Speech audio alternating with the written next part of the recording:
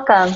My name is Maheen and we are joined with Dr. Salman Majeed, who is an adult, child, and adolescent psychiatrist. He completed his psychiatric residency from Drexel University. He then moved to Rhode Island and completed his child and adolescent psychiatric fellowship from Brown University. From there, he moved to Pennsylvania and began working at Penn State Hershey Medical Center and PPI, which is the Pennsylvania Psychiatric Institute. He now owns his own private practice and is involved in teaching new psychiatric medical students and residents. Even though his schedule is very busy, he has now come out with a new podcast/videos called Neuroconnection. Please tell us a little bit about Neuroconnections today, Dr. Majeed. Thank you, Maheen, for the great introduction. So Neuroconnection is a platform where we'll build creative educational videos to raise awareness about mental health. And we'll do so through stories, and stories bring us together. That is what Neuroconnection aims for.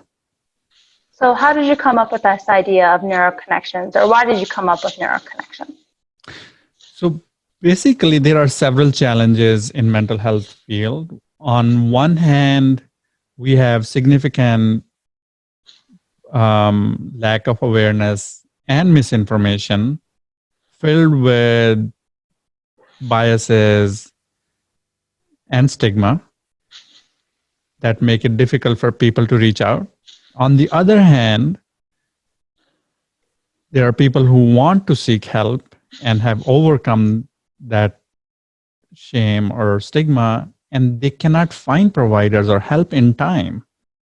So this platform is not medical platform necessarily, it's separate from my medical practice, but it is through this educational bridge, we could reach out to those people as well as inform, provide more authentic information to raise more awareness.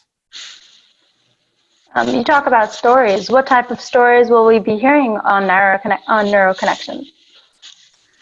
So all sorts of stories.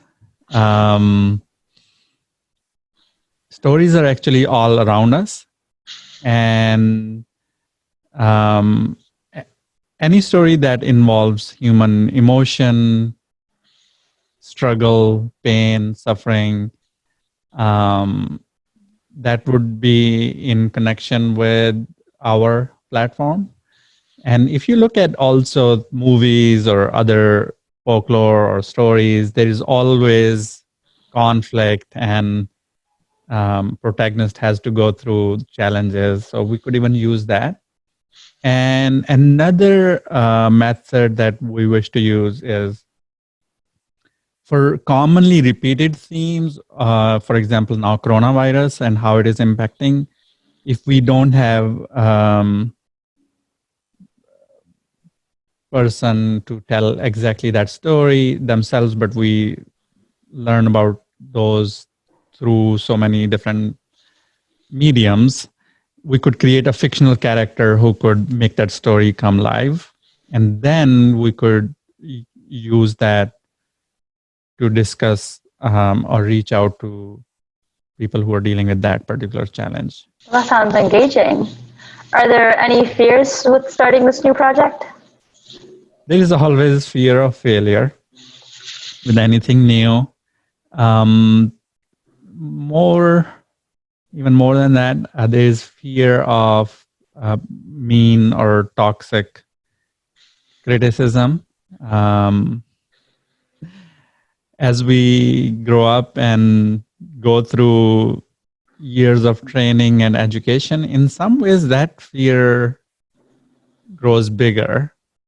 So kids and teenagers are far more bold, and they come up with ideas and implement them. At my stage, it is significant amount of fear and vulnerability, and hoping people will give constructive feedback. That part I definitely need, but the toxic criticism is, I would say, probably my biggest fear. And you talk about some toxic people who can be negative. So there could be toxic people. Then why continue? So let me correct one point. If I said that, I didn't mean toxic people. I meant toxic criticism.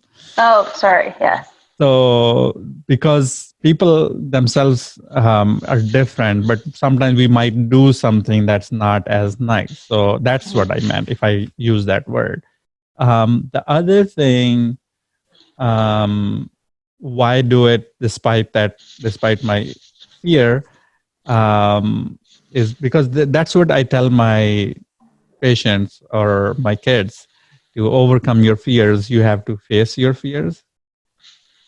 And um, and that's what I have to do, particularly if I could be of help or benefit to someone out there and I don't reach out because of my fear, that won't do justice to them. And on another layer, and I think coronavirus might have brought that up more, that we are here for a limited period of time. And after going through the years of training and experience, why not reach out to more people while we can? Well, that's very kind of you. What would you consider a success, or what are your metrics of success for Neuroconnection? If one person benefits, we succeed.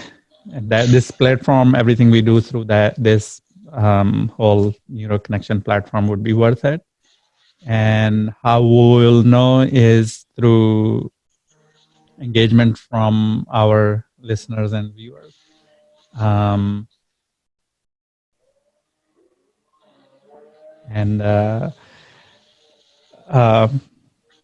again, if we know that at least one person is benefiting, we'll continue till we can. Okay, well, I hope that more than one person benefits, and I'm sure with this great platform, a lot of people will benefit. And we thank you for joining us today and telling us a little bit more about Neuroconnection. And we ask the viewers today to please like and subscribe the video, and please share with anyone else that you think could benefit from these types of videos. And remember, wherever there is hope, there is always hope. And we hope everyone has a good day and is staying safe. Thank you. Thank you.